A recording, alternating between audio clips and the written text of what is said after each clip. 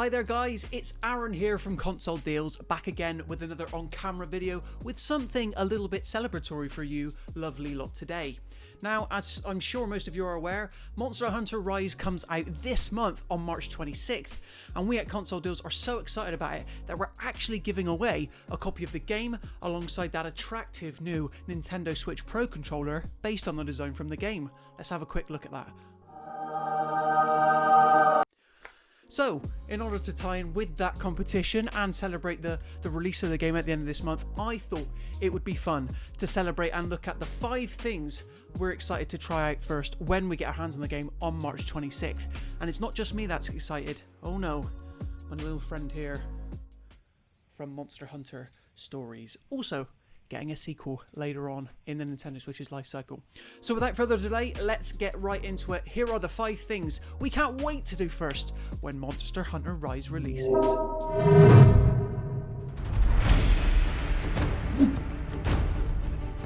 Though it might seem like a bit of a cop-out, Monster Hunter Rise is without question one of the most beautiful Switch games we've ever seen.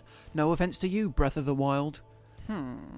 This is the first franchise installment to be entirely developed specifically for Nintendo's beloved hybrid console, and as such, the brilliant RE engine is able to fully flex its muscles to make players gasp in awe at the luscious sights possible in a proper Monster Hunter game on Switch. Rise obviously takes several stylistic cues from its predecessor in Monster Hunter World from 2017, and while this latest adventure may not quite stand head and shoulders with that game when blown up on the big screen, it's a whole lot better than what Switch players received last time.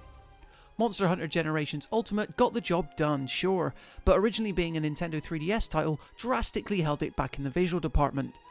The recently released Monster Hunter Rise demo gave us a taste of how good the game will look, even in handheld, but we're champing at the bit to see more. The Nintendo Switch's online infrastructure famously isn't great, but what has us excited is Capcom's confidence that Rise will be able to support 4-player online co-op rather seamlessly. Crafting weapons and gear and then heading out on a hunt with friends is core to the Monster Hunter ethos, so the idea that we'll be able to do so portably and at such a large scale is something we can't wait to try. Local split screen on one Nintendo Switch isn't supported as far as we're aware, but there's nothing stopping groups of friends from playing local multiplayer, each from their own individual consoles. Playing online will be a simple case of joining a lobby or creating one for yourself and setting a passcode.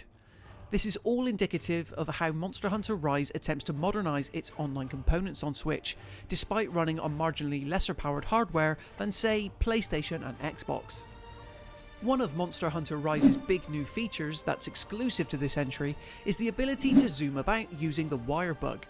This little critter stays with you at all times, adding an extra layer of depth to how you're able to move around the ninja-inspired land of Kamura Village with ease. Rise is full of various beautiful ecosystems all worth exploring, and the Wirebug is a clever new addition that makes the act effortless. The Wirebug's main movement function is its wire dash maneuver, which acts as a quick forward dash that lets you zoom forward at a pace. You can use it for just reaching your objective, sure, though it can also be key for chaining together attacks and performing useful aerial dodges. Then there's the move known as Wirefall, which sees you pop back up instantly after being slammed down by a monster. You just have to make sure to get the timing right. The Wirebug is like nothing we've ever seen before in any Monster Hunter game, and we can't wait to put it through its paces. Customizing your hero is a moment to look forward to in any game that offers it, but it generally matters more in Monster Hunter because the beasts you're taking down actively contribute. There's nothing more satisfying than slaying away against a Rathalos for multiple hours alongside friends, and then finally bringing it down before using its carcass to form a totally new armor piece. As is always the case, the most interesting armor sets are those you'll find during Rise's endgame, which promises to be strong. In addition to distinct armor, Monster Hunter Rise sees the return of the franchise's 14 classic weapon types. Featuring various types of sword, the switch axe, and even multiple bowgun options, every weapon touts its own distinct sense of weight and feel.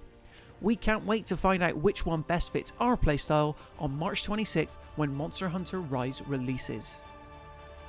The cat-like palicos were an excellent addition in 2017's Monster Hunter World, guaranteeing you support in the middle of hunts whenever you found yourself fighting alone.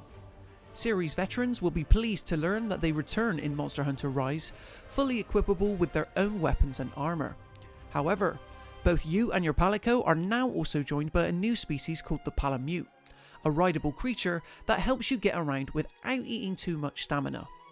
As well as being another method of getting around, Palamutes can also synchronise with your attacks during battle. It's able to perform strikes whether you're on its back or not, serving as yet another tool in your arsenal when monster encounters become a little bit too heated. It's worth mentioning when playing online though that you'll only be able to take either the Palamu or the Palico with you and never both. So pick your animal buddy wisely and always remember to tell your Palamute just what a good boy he is. Who's a good boy? Who's a good boy?